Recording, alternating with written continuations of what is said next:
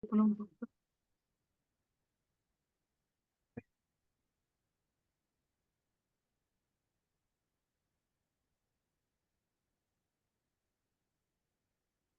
evening. Welcome to the Morris-Jumel's virtual parlor chat for October. My name is Catherine Hughes, and I am the director at the Morris-Jumel Mansion. I am going to share with you some of the upcoming programs that we have. I'm also going to be giving you some information on how to interact during the webinar. And I want to give you a little bit of information about the mansion itself. Many of you join us and know some of this history, but some of you are new to the virtual parlor chat. So we want to make sure everybody knows that the Morris-Jumel Mansion was built in 1765. It is the oldest surviving residence in Manhattan. It was very likely built with enslaved labor. We know that the Morris family that built the house were enslavers, and so we have some records of that. It was also used as George Washington's headquarters during the Revolutionary War. He headquartered at the mansion for 5 weeks in 1776 during the Battle of Harlem Heights. Later, it was the home of Eliza Jumel, who lived in the mansion the longest. She was married first to Stephen Jumel and then, a little more famously, to former Vice President Aaron Burr. It was also the home of Anne Northup, who was the cook for Eliza Jumel, and Anne was the wife of Solomon Northup, who later wrote 12 Years a Slave. So that's a bit of the history behind the mansion. But we have upcoming programs that we want to let you know about. First and foremost, we are very excited that we have a brand new exhibition of the work by Andrea Arroyo. She has created a series of images that she is calling Faces and Facades. And later in the month, Andrea is going to do a participatory ofrenda with people. So she is calling this Life is a Dream, and that is on October 26th. So her exhibition opens on October 19th, and that will be until March of 2025. Then our next virtual parlor chat will be on November 9th, and our next Family Day is the second Saturday of the month of November. Family Day, virtual parlor chat are all free for anyone coming to the mansion. So check out our website at www.morrisjumel.org for more information on how to come and visit. So with that, I want to introduce our speaker this evening, Dr. Ramona Hernandez. Dr. Hernandez has quite a body of work that we are excited to share with you, and also excited to experience through the presentation she's giving this evening, because she has done so very much. So let me now introduce her. She is a professor of sociology at City College of New York, City University of New York, and director of the CUNY Dominican Studies Institute. Dr. Hernandez is also affiliated with the doctoral faculties of the Department of Sociology and the Master of International Studies at the CUNY Graduate Center. Dr. Hernandez earned a PhD and an MPhil in sociology from the Graduate Center of CUNY, an MA in Latin American and Caribbean Studies from NYU, and a BA in Latin American History from Lehman College. Her research interests include the mobility of workers from Latin America and the Caribbean, the socioeconomic conditions of Dominicans in the US, and the restructuring of the world economy and its effects on working class people. Dr. Hernandez is the author and co-author and co-editor of numerous writings, including books, book chapters, and academic journal articles. A renowned public speaker at home and abroad, Dr. Hernandez has delivered numerous keynote addresses. She has received numerous awards and recognitions for her scholarly research and leadership, among which are the following notable, and I lost my place, notable recognitions. In 2018, the Senate of Rhode Island State House also recognized her for her scholarly contributions. During the same year, Congressman Adriano Espaillat awarded Dr. Hernandez a U.S. Congressional Medal for her innovative research on behalf of the Dominican people in the United States. So we are very, very proud to have Dr. Hernandez here to talk about Dominican history in the Heights. And before I turn it over to Dr. Hernandez, let me also remind everyone that we want to have a fruitful and productive discussion tonight. And you can do that by going to the Q&A at the bottom of your screen and submitting any comments or questions that you have. And we'll be sharing those after Dr. Hernandez does her presentation. So you can do that through the presentation, but we will wait until after to share those, and then we can have that discussion. So with that, I will turn it over to Dr. Hernandez. Thank you so much for being here. We welcome you.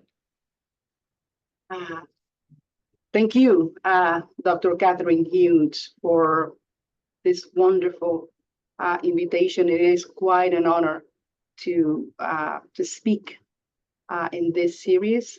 I also wanted to thank Daniela Gaita, the Public Programs and Visitor Services Manager, for extending this invitation. It is always a pleasure to talk about the Dominican people, but particularly Dominican people in the U.S. In this opportunity, when we are celebrating the contributions of Hispanics, Latino people in the U.S. is thank you. Thank you for the opportunity. Well, and I think I forgot to mention that part of our intent here is that we wanted to celebrate and honor the history of Hispanic folks here in the U.S. since we just finished up Hispanic Heritage Month. And I thank you on behalf of all of the Latino people and all of the Hispanic people that I know. I thank you on behalf of the Dominican people. I thank you for remembering this important time. I wanted to speak a little bit about Dominican migration, how it began. I know I don't have a lot of time, but I will try to do the origins, the beginning of the Dominican migration, and then land in Washington Heights, which I think is the main concern for tonight's talk. So go here, let me go share my, okay, share here, share, and share, share, okay. Voila. So let me begin with, I tried to create some kind of visual to discuss Dominican migration from the very beginning. And if you think about how this began, we have to go back to 1613 with the presence of Juan Rodriguez who we have here. And this is a person who came from what is today the Dominican Republic and the Republic of Haiti. This is 1613, and he is the first person of Dominican ancestry that we have located in what is today Manhattan, and particularly New York City. From there, I like to move to this group that not many people know about. And this is because it's also connected to an important moment in the history of the U.S., and that is the migrants who came through the port of Ellis Island. What is not known is that over 5,000 Dominican people came through Ellis Island. And 5,000 might not sound like a large number, but at the time, the Dominican people in general were less than 1 million people altogether. So this is a large number, and also connects Dominicans to this large and important historical moment in the history of the U.S. And that brings us to today. And this is the 1965 migration. Is the passing of the Family Reunification Act that opened up the possibility from a legislation point of view for other immigrants to come to the U.S. And that is what created this massive movement that we have of Dominicans here, precisely around 1966, 1967. And then the question is, where did they go? But before we do that, let me just show you the growth of the Dominican people with this lovely graph. These are Dominicans with permanent residents and people who live here. And this goes back from 1980 to the year 2020. And what we see is this beautiful, beautiful and very systematic growth of the population. Well, this is the birth of the Dominican Studies Institute, and we always celebrate that year. This is, I want to show you this in context with the rest of the Latino population, the Hispanic population, and we are actually celebrating that contribution. And the Dominican population, as you see, is the sixth group of Latinos in the country. The Mexicans, the Puerto Ricans, Salvadorian, and Cubans, and then Dominican, and then Colombian. These are the largest group in the nation in 2020. And I was reviewing, we got Dr. Hughes, the number of Latinos, and of course in 2020 was 38 million plus, and today with 2024 it's definitely over 40 million Latinos at this point. So there you have it in a context within the nation, and that takes us to let me just move several other things that I have here. This one represents the number of Dominicans with green cards, right? And what I wanted to show you is, you have fluctuation. And in the last years, the growth has sort of, it's not consistent. It's not, the number of Dominicans coming to the U.S. with green cards is less than 50,000 per year, which is the peak, right? It has been much less. So the growth of the Dominican people that we saw before, it's definitely not connected necessarily to people that are coming from the Dominican Republic, right, with green cards. This is what this tells us. They're still coming, but not as aggressively as before, as compared to before. So why are the Dominican people growing, which is they have one of the fastest growth in the nation, and you will see this later. This is here. We're gonna see it here. This have to do with this, with natural birth. This is Dominican. These are immigrant mothers in New York City, and what we do in the Dominican Studies Institute is that we do historical analysis. Or we go back decade, 2 decades, 3 decades to see the evolution. And what is interesting is that in 2000, 2010, and 2020, and this is utilizing decennial census data, the Dominican people systematically, or Dominican women, I should say, to be more accurate, Dominican women systematically had been having the highest birth rate in the city of New York. And there are people, the reason that I pull this out is it's because sometimes you have people that comes in and people that go out of the from the fight, and we ask the question, what's going to happen in the next decade? But what is consistent here is that you find Dominicans in China, both of them systematically over the last 30 years in the city. So this is very, very important. Whatever growth we have here, it's connected to these groups that are here. And that explains the growth of the Dominican people. Not so much migration, but this aggressive birth rate that you find among Dominican women. These are my students that helped me to make this a little bit more interesting for people, right? This the dancing kid. Okay. So that you see now how this is reflected in the composition of the Dominican people. This is a comparison between those who were born in the U.S.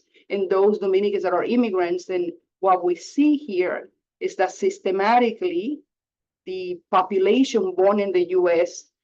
It is growing as compared to the immigrant population. Is transforming the Dominican people as a whole in the U.S. is transforming itself. Moving from an immigrant group to more of a native group. This is we do lots of research here, and one of the interesting things that we have found is that when we look at those births, who are they? And when it comes to gender, of course, there are more women being born in the U.S. And in New York City as compared to Dominican men. And that, of course, takes us to this thing. This is a Dominican man that is running, and these are all Dominican women right behind, because there's this disparity. And that, of course, opens up another line of research. And the question is, who are Dominican women marrying to, right?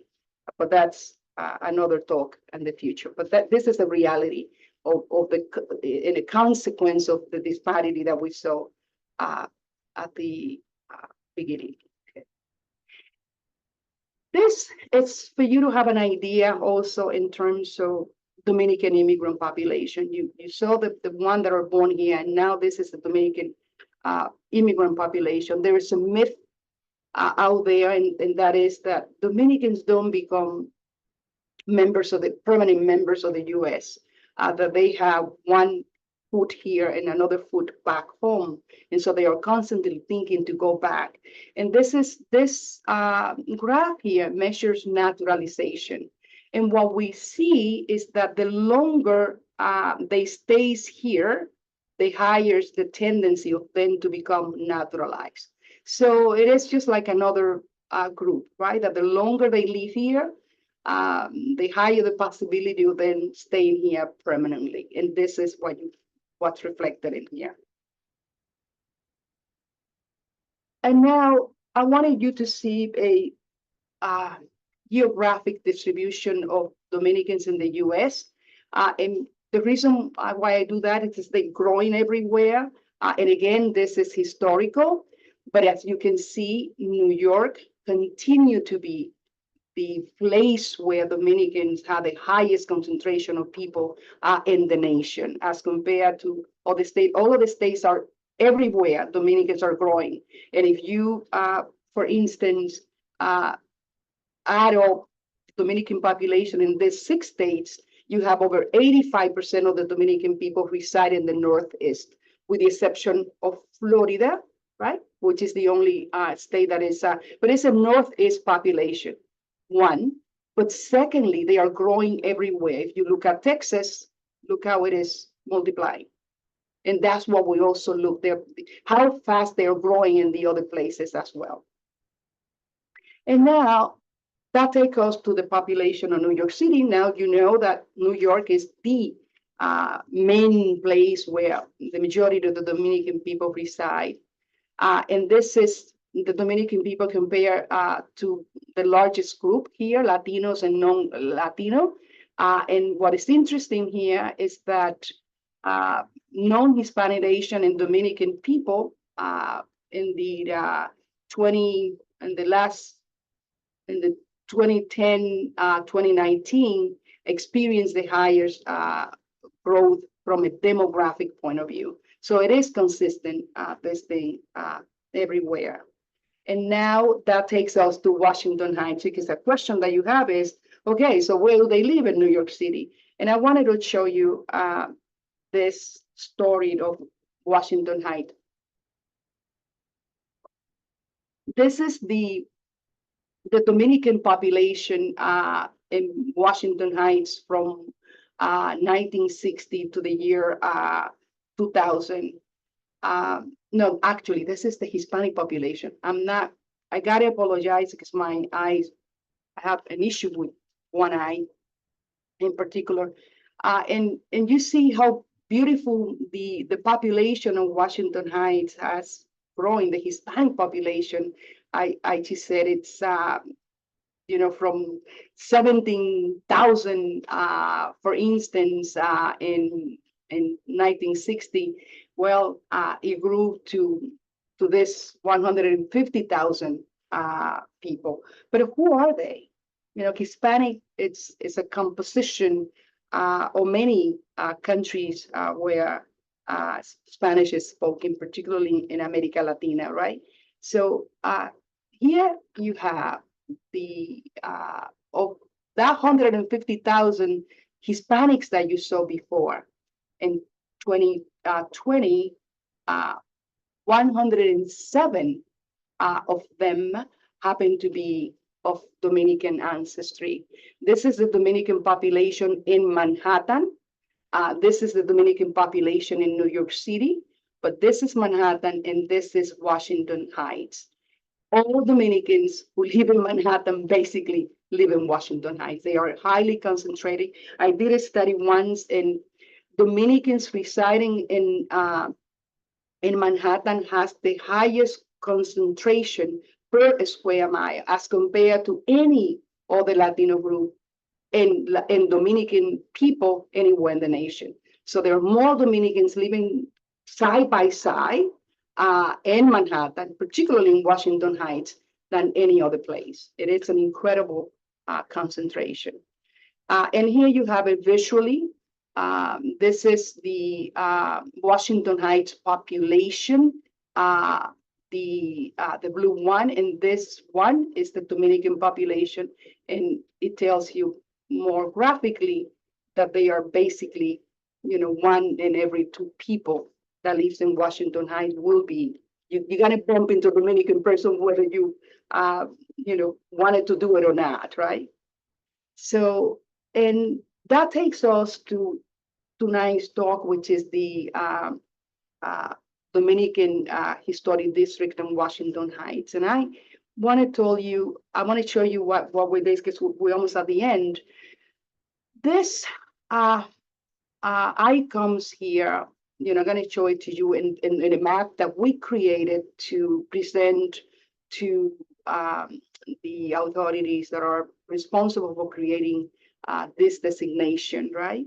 And so schools, social services, a spiritual center, parks, political organization, restaurant, these are all Dominican stuff, right? They have names like this. It's a business, but it's a Dominican business. It's a culture organization, but it's a Dominican culture organization. It's an entertainment venue, but it's a Dominican entertainment venue in this space that I'm going to show you. Oh, wait a minute. Here, it's right here. And I'm going to end with this. Where's the map? Thank you. So much. Appreciate that.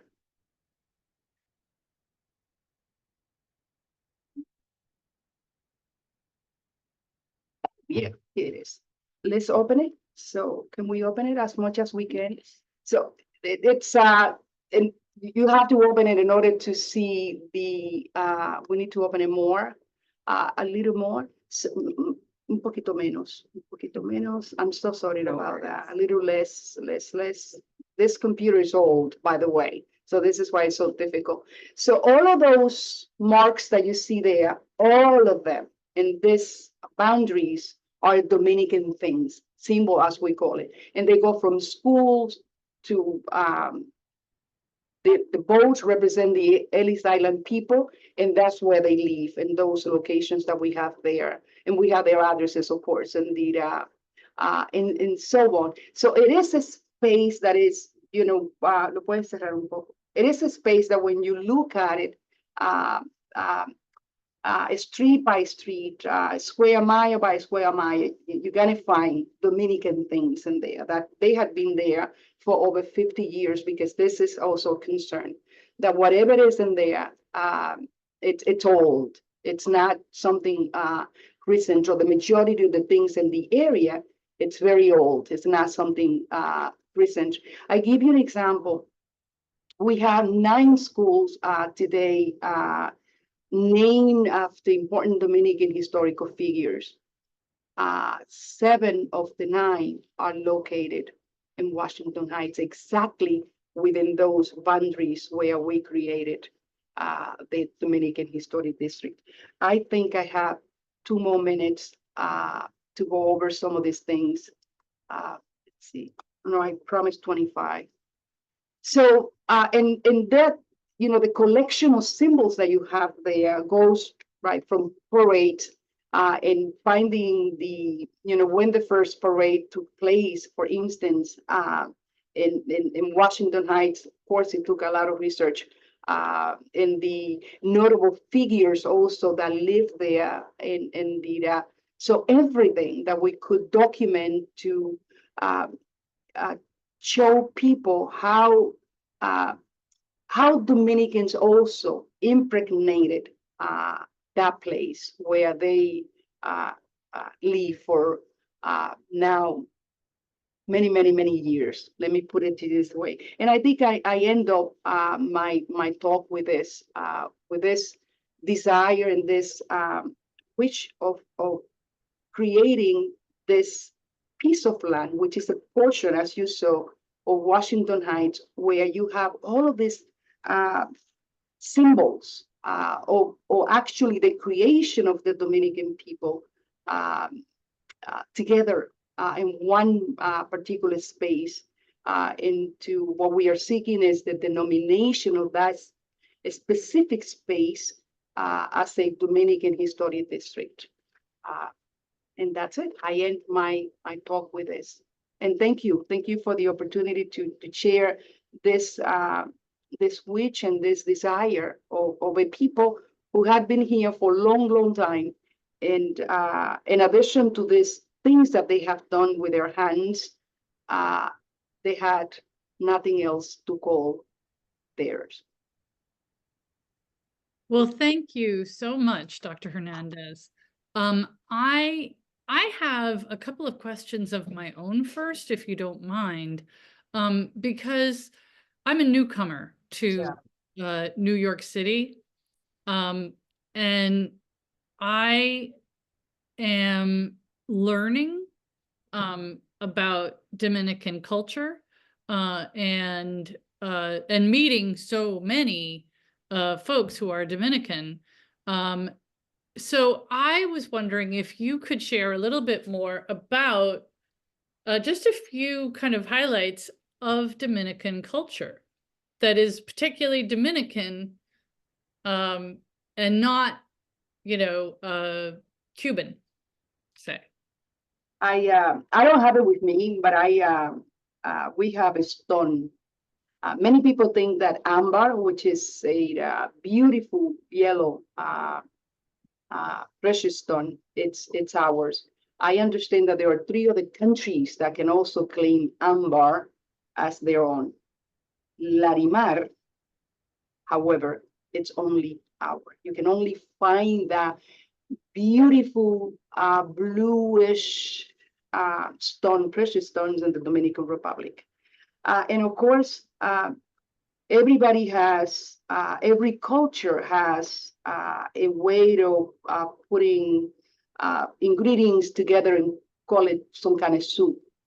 But the Dominican sancocho is only one. There's no other sancocho like the Dominican one.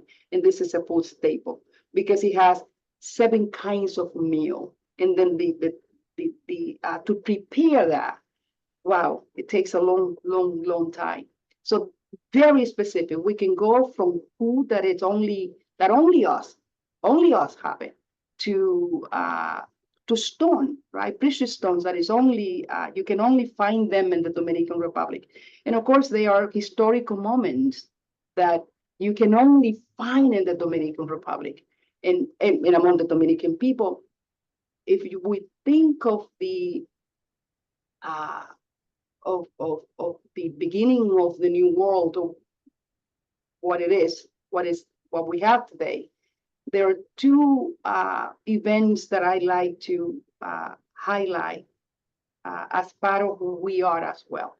And that is enslaved African Black people began in La Española, began with us.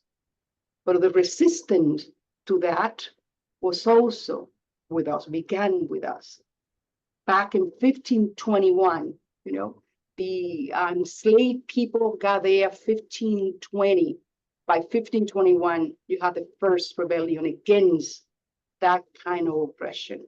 So it is history, it is food, it is stones, it is music that you're not going to find in another place but with us. And that I know applies to every culture, that every culture has something that is unique and is specific to those people. And we are the same too. Same thing. Yes. Thank you. I appreciate that. We did have a question about whether or not there is a recording of this. And yes, this is being recorded. All of our virtual Parlor chats are recorded, and then they are uploaded to our YouTube channel so that people can go through any of them that they might have missed. So please know that this will be recorded and it will go up on the YouTube channel. So my other question is about the historic designation. You and I had talked a little bit about this, and I think it's really helpful to understand, because I didn't understand it, that this designation is one of many that can go on the same area. So can you explain a little bit about the technicalities there so that people understand it? It's and I think that that's the beauty of democracy in a sense, right? That my rights do not preclude your rights, but somehow we find ways of coexisting in the same space. And within the boundaries right now that we have for the Dominican Historic District, there are already landmarks in Historic District that are there, and they are there forever. I mean, we want to think that they are going to be there forever, that nobody's going to take possession of the books or the book where these things are written and destroy them, right? So that cannot go away. In the same way, if tomorrow someone else does research and find that there was a group of people in corner X and corner Y, and they show the evidence, that corner can be called, or that place or that area can be called whatever it is that the evidence show. And I think it's fantastic. It is that one space could be, in a sense, reclaimed as long as there are spaces in there, right? That people can be represented in different areas of that space. Well, and also different moments in time. Different moments on time. Different moments on time. I'm sure that in the future, some of the people will live there, but that corner will remain as a Dominican corner, right? So because all the people will come and populate this place. So the fact that there might be a historic district for Dominican culture does not mean that there is no longer, I know that the building across the street from the mansion, 555 Edgecombe, is a very famous building, the Triple Nickel. And that is a historic landmark, that building. And so it's really an important part And it's of like African-American culture yes, yes. And as like a that. very vibrant community, Definitely, especially during the Harlem Renaissance. Oh. But even today, it is. And what's interesting is that all of the other landmarks in all of the other historic district actually add value to the historic district that you're trying to create. That's one specific question that is asked in the questionnaire and the application. How many other landmarks? How many? And they are considered contributor items for your historic district. It adds value. It doesn't take value. No. It adds value. There is something that people are already valuing in that place. So what you are doing deserve, that we pay attention. And it would be fantastic is every stone, every corner, every piece of land that we have in Washington Heights could be claimed and could be a landmark and could be made into historic district, because it means that all of that is already there will be preserved. There will be somebody preserving these things when we're no longer here. So that's what it means. We have a question from somebody who is asking what the resistance is to this idea. I don't know if you can talk a little bit about what resistance there was to this notion, or if it's all stemming from the idea that if the historic district over here is claimed, that somebody else will lose. Right. I think that is a misconception. First, that is a narrative. That's the feeling, the sentiment that has been expressed, right? And we cannot do that. We cannot take away, for instance, the mansion, the Jumel mansion exists. It's a landmark, and it stays like that. Any other historic district, any other landmark, any other thing that comes cannot touch that. Never. It remains exactly what it is. So the understanding that by Dominicans trying to create something that reflect who they are, but more important, that reflect what they have done and the contributions that they have done for this nation, for the city, for the neighborhood, could harm someone else, could take away from someone else. That is a hard one. That's very hard, because it is basically doing what others have done in the past, and that is ask for recognition of what a particular people have done. And this is the only thing that we are asking. I am not going to be here. I'm old, and I'm not going to be here for a long time. And I honestly tell you that I'm hoping that when I'm not here, and my son is, I have a son, The people remember what his ancestors have done.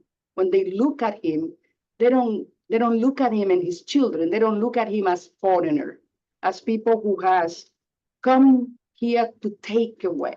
But on the contrary, as people who came here to give and make better, and hence, alongside others, no question. There are many people here. There are many nations here, many countries here, alongside others. There's no question about this. But they also contributed. Dominicans also did. And that is what it is, what this is all about. Getting that recognition. Today you ask, and unfortunately, what you're going to find, Dr. Hughes, is a vision about the Dominican people that is not really a positive one. And this was expressed by one leader. I remember in Congress when one of the governments that no need to mention, who took a stand on Congress and said the Dominican people were deviant people who had nothing to contribute to the US. I have a tape. I can send it to you. So that's the history that my son, who was born here, has about his people, his ancestor. Of course, he was wrong. You just need to look at that neighborhood and you're going to see their labor everywhere. There are others who have contributed there, definitely. And it is very sad for me, who used to go to Cuba, when I was young, that you hardly find traces of the Irish people in the neighborhood. That was one of the last bastions. And I was one of the people who went to the street and asked for that thing to remain there. So I don't want that to happen to our people. It should not happen. Yeah, I know I've heard stories of it. It was Coogan's Pub or Coogan's. See. It was a place where you went to eat and also have a beer. I didn't have a beer, but yeah. That, the richness of Washington Heights is just incredible. We talk about it at the mansion from its its moment of development in 1765 when the mansion was built, and there was nothing. The mansion was the first building in the area, and you could see the Hudson and the Harlem River from the mansion. So that was kind of incredible. And you could also see down to the southern tip of Manhattan. So yeah. And look now, all of this, yeah. And then we've talked about all the ensuing migrations that have taken place, all the many different people who have come. And now, it is so very different from that moment when it was built. And it has really seen so much incredible history. If the house could talk, it could tell us quite a tale. And so we really try to give that expanse of history to people when they come to visit, because we are part of the neighborhood. We are part of Washington Heights. Even if everything has changed around the mansion, it doesn't mean that the mansion itself hasn't also changed. And I think we want to be able to offer a place where you can talk and think about these questions of who was here at different times and what people have contributed to the area. And certainly we love to talk about the people in our immediate neighbors who have done incredible things. I mean, it is such a rich history in the area.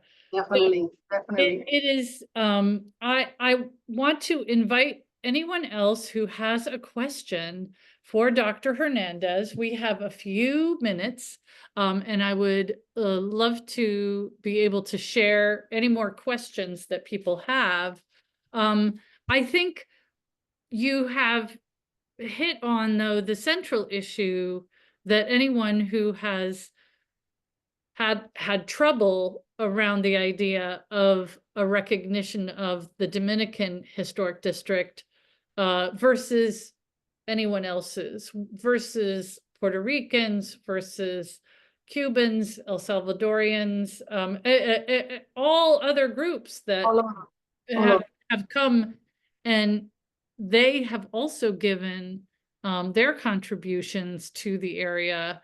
But by recognizing one, it does not negate the other. not at all. What it means, it actually, I'm glad you're saying this, Dr. Hughes, because this opens the door for those who remember the Cubans in Washington Heights. And something particularly that I remember with the Cubans in Washington Heights is that they used to own jewelry store as compared to other places where they you have large Cuban communities. It opens the door for people to do research and find their footprint there, their legacy there. It's just a matter of sitting down and reclaiming the contribution they did, and the other groups that came and left, and somehow we have forgotten about them, and we have not done the work to recognize and acknowledge what they did for that neighborhood, to bring this neighborhood into what this neighborhood is actually today, that everybody wants to live in Washington Heights, everyone, because it is sort of like a magic place where, you know, you are sort of quite up, and you can see almost the city, and has this connectivity with the rest of many of the states, you know, so easy, and it is a fantastic place, and I understand why people wanted to live there. But that doesn't mean that the new people that are coming in there should not remember and also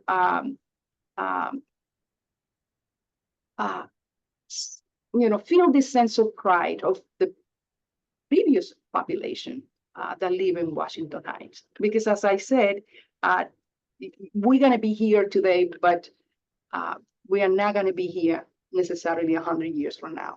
But the legacy that we created will stay, just like the mansion where you are and you go every day. And it is fantastic that it's there. And as you said, it has changed, but the beauty is that it also reminds of history. Right. It stays there as a testament of history and historical events that are important to us. You share with us how and who built that mansion, and to us, you remind me of the work that Karen Taylor is doing. I want to give her a little shout out. Her organization is called While We Are Still Here. That's right. And that is, you know, she has done incredible work raising awareness of particular locations that should be recognized, people and locations that should be recognized. And she's been able to raise money and have, you see them around the neighborhood. They're metal signs that are purple that are recognizing either a landmark building or a person for particular thing that they have done. That's fantastic. And so Karen is doing the same kind of thing in a slightly different way, but all of it is to really make sure that something doesn't get knocked down. Exactly. And all of those plaques can go throughout the entire piece of land. Why not? It's for God's sake, it's a plaque, and it's going to remind us of a person, a human being, who was there and did contributed to what we got today. It's fantastic. It's wonderful. It would be fantastic if we had similar projects, marking the space Right. with the contribution of people. Well, I have a comment from Reza. As a Dominican, I feel very grateful to the team for their years of work at the Dominican Studies Institute, and especially to Dr. Hernandez for preserving the historical memory of the Dominican legacy in New York. So that is not a question, but a comment. What's the name of the person? This Reza. Oh, thank And you. so Thank you so much. is and then we have Priya is asking, can you recommend any arts destinations, music, theater, street art, anything in Washington Heights? So I think that would be Dominican that Priya might be asking about. So could you recommend If I places for recommend the Dominican places, music? I recommend the places where I go and eat. I'm gonna get in trouble because Well, Dominican okay, maybe a place to hear some music.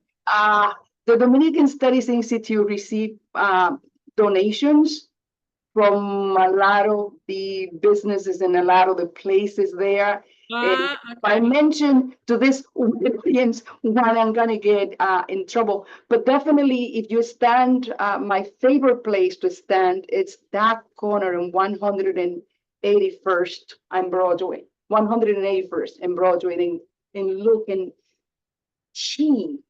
You're gonna feel a sense of vibrancy. You're gonna feel a sense of movement. You're gonna see everything from established businesses that are very formal to the street vendor. I think I can say this, but there's a woman who sells habichuela con dulce. It's a Dominican staple. What is it called? Dessert, kind of dessert, right? And we eat this during the Passover, I think it will be in English, except that in New York City, Dominicans eat this every day. In the Dominican Republic, you eat this during Passover. Looking at her and the people that go and buy her stuff and the vibrancy of that place, where you have the bank, where you had, very serious and very formal banking and da-da-da. And people moving from all of the intersections. It is incredible. And that was actually captured in a book by Linda Chavez years ago. She was in the Clinton administration, and she wrote about, Manhattan, blah, blah. And she said it's just incredible. The name of the book is Aro el Barrio. The vibrancy and the feeling that you get when you walk into that space in the Dominican community. So like everything is moving. So I recommend that. Go there and also look. And it is contagious. You're gonna feel it, the warmth of the people. All right. Well, I've got another, this is anonymous, but when I moved to New York City in 2007, I moved to Washington Heights on 178th Street. I lived amongst the majority of Dominicans for 10 years, and the experience enriched my life. I missed the first half of the talk and look forward to the recording. So this must be the person who asked about the recording. See, thank you. And we have Mac is just saying thank you. And oh no, Mac is also asking for the title of that book again. Linda Chavez's book. Linda Chavez, Out of el Barrio. Barrio, B-A-R-R-I-O. Out of el Barrio. It's and she described the Dominican community in that light. So yeah, this vibrancy in the morning in this place particularly. There are other reporters who have written about the nightlife of Washington Heights, which I also don't know much about, but the young people know, and they travel from different places to come to those places in the evening. Yeah, I'm not clubbing, so I couldn't Yeah, tell I don't you. know. But in the New York Times, there's a reporter by the named Coogan, and he writes about this, and it's incredible the description that he gives, and the traveling of people to Washington Heights for the clubbing. I wasn't aware. I never did clubbing in the Dominican Republic. That did not exist, and then now, of course not, right? So, yes, but that is Well, also. we have a comment from Ruth, who said, impressive project recognizing the Dominican contribution to Washington Heights. Thank you, Dr. Hernandez, for sharing your research. Thank you. Thank you so much. So, do we have any other questions or comments, folks? We have just a couple minutes left before we end our evening. I want to thank you, Dr. Hernandez. It has been a delight to listen to everything and also just consider all the different things that we can think about in terms of recognizing our own history. It doesn't negate anybody else, you know, to recognize what your people, whoever your people are, have done. And if you don't say it, who will? So, you know, we all have a responsibility in some way to recognize our history and to stand up for that history. So I think that's a great message that we can share with everyone. So thank you for inviting me. Thank you so much. It's an honor. You know, it's thank you for giving me the opportunity to talk about this project that means so much to a people that does not necessarily has a voice, right? And this is, I think, is making noise in the nation, that there are people that are looking at this, other communities in the country, because the Institute is part of a very large network of Latino Research Institute in the nation. And if this goes through, well, I think we're going to have a lot of historic and landmark things in the country that will actually create a level of will bring visibility to a people as a whole that we don't have. There are 14,000, a little bit more than 14,000 historic districts in the nation as a whole today. And less than half of a percentage carries a name Latino Hispanic.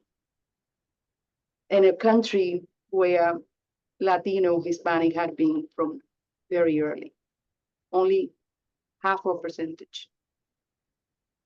So this is going to open up. Yeah, that is something to consider. Yes, I'm hoping that other will just follow through, and not just Hispanic, everybody who feel that their people have done something that needs to be remembered and protect our legacy. And we are there to help. Yeah. Well, thank you again. I want to thank everyone who has joined us this evening for this talk. And I remind you that you can get a hold of any of us at the mansion through our website, www.morris-jumel.org. Please do come and see our mansion if you haven't, and also join us for any of our other programs that are upcoming.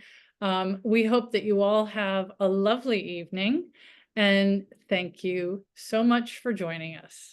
Thank you. Good night, everybody. And thank you for our tech. Danielle Gaeta is behind the scenes helping to make it all happen, and I want to make sure to thank her as well. Thank you. Take care. Adios. Bye.